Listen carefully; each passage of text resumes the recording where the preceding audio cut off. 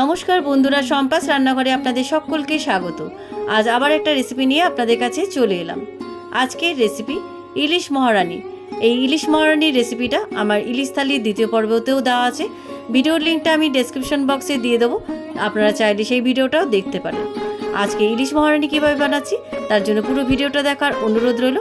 রেসিপিটা ভালো লাগলে আমাকে কমেন্ট বক্সে কমেন্ট করে জানাবেন, ভালো লাগলেই লাইক বাটনটাও প্রেস করে দেবেন, আর আপনাদের বন্ধুদের মধ্যে আমার ভিডিওটাকে শেয়ার করে দেবেন। আর আমার নতুন বন্ধুদের কাছে অনুরোধ, আমার চ্যানেলটাকে সাবস্ক্রাইব করে পাশে থাকবেন। চলুন তাহলে ইলিশ মহারানির রেসিপিটা দেখে নেওয়া যাক। ইলিশ মহারানির রেসিপির জন্য আমি আগে থেকে লবণ হলুদ মাখানো 4 পিস ইলিশ মাছ নিয়েছি। তবে 1 পিস ইলিশ মাছ রেখে দিয়ে আমি 3 পিস ইলিশ মাছ দিয়ে রান্না করব। ইন্ডাকশানে একটা কড়াই বসিয়ে দিলাম। কড়াইয়ের মধ্যে আমি সর্ষের তেল দিয়ে দিলাম। প্রথমে আমি একটা বড় সাইজের পেঁয়াজকে স্লাইস করে কেটে রেখেছিলাম, সেই পেঁয়াজটা ভেজে নিচ্ছি। পেঁয়াজ কুচিগুলো আমি হালকা ব্রাউন করে ভেজে নেব, তবে খুব বেশি লাল করে ভাজার দরকার নেই।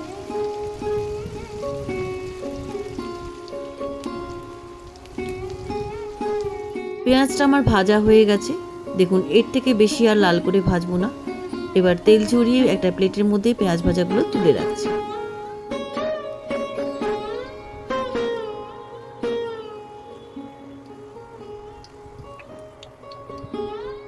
পেঁয়াজ ভাজাটা আমার প্লেটের মধ্যে তোলা হয়ে গেছে।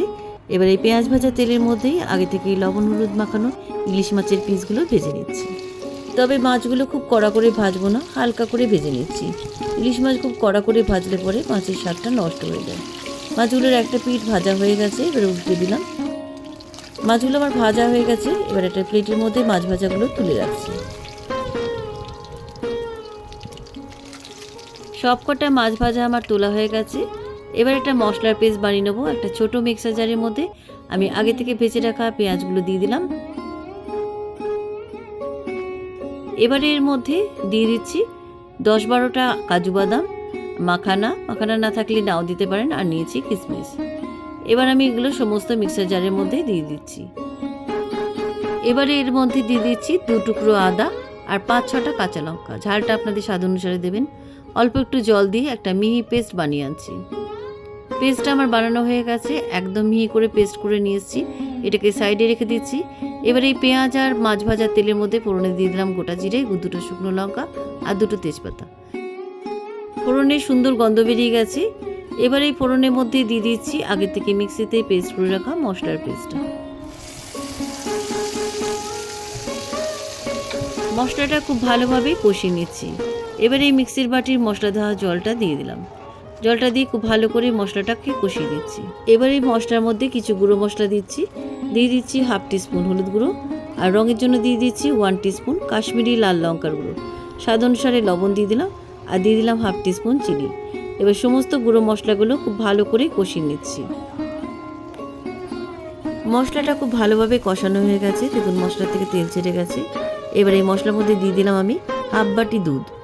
দুধটা দিয়ে খুব ভালোভাবে মশলার মধ্যে মিশিয়ে দিচ্ছি। দুধ দেওয়ার সময় গ্যাসের আঁচটাকে কিন্তু কমিয়ে রাখবেন, তা নইলে কিন্তু দুধটা কেটে যেতে পারে। এবার এর মধ্যে কয়েকটা চেরা কাঁচা লঙ্কা দিলাম। কাঁচা লঙ্কাটা গ্রেভির মধ্যে মিশিয়ে দিলাম। এবার এর মধ্যে দিয়ে দিচ্ছি আগের থেকে ভেজে রাখা ইলিশ মাছের পিসগুলো। মাছগুলো গ্রেভির মধ্যে একটু উল্টে পাল্টে দিচ্ছি।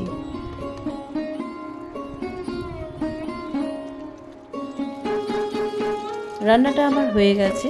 এবার ইন্ডাকশানে সুইচ অফ করে একটা মাটির বাটিতে আমি ইলিশ মহারানি সার্ভ করেছি। এই ইলিশ মহারানি গরম ভাতে একবার আপনারা রান্না করে খেয়ে দেখবেন, খেতে কিন্তু অসাধারণ হয়। রেসিপিটা কেমন লাগলো আমাকে কমেন্ট করে অবশ্যই জানাবেন। ভালো লাগলে লাইক বাটনটা প্রেস করে দেবেন, আর আপনাদের বন্ধুদের মধ্যে আমার ভিডিওটাকে শেয়ার করে দেবেন। আর আমার নতুন বন্ধুদের কাছে অনুরোধ, আমার চ্যানেলটাকে সাবস্ক্রাইব করে পাশে থাকবেন। আর আমার চ্যানেলে নতুন নতুন রেসিপি দেখার জন্য পাশে থাকা ছোট্ট বেল আইকনটাও প্রেস করে দেবেন। আজ তাহলে চলি, আবার একটা নতুন দিনে নতুন রেসিপি নিয়ে আপনাদের কাছে চলে আসব। সবাই ভালো থাকবেন, সুস্থ থাকবেন। ধন্যবাদ।